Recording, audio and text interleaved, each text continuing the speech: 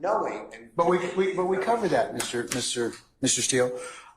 We covered that. So what's the additional ruling on it? Knowing that that was not a guilty plea.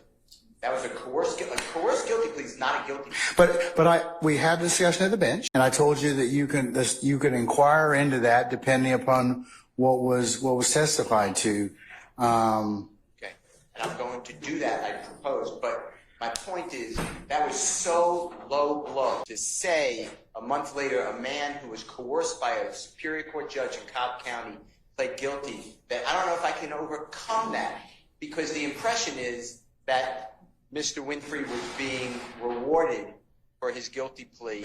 The state knows that guilty plea was not. But we don't know as I mentioned earlier, the bench, we don't know the circumstances of why that particular first guilty plea was rejected.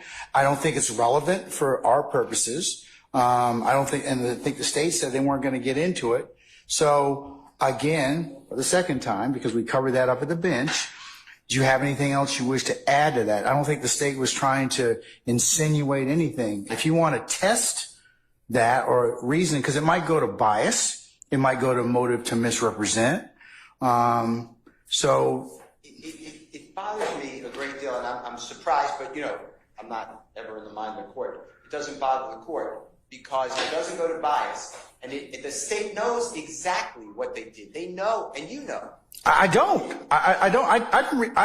The first time that I knew that there was an appellate opinion is when you told me, and that's it. I don't have any other knowledge of that. Well, I read under opinion, and Winfrey versus State specifically states, and it gives what happened, that the Honorable Judge Staley in Cobb County coerced a human being to enter a guilty plea.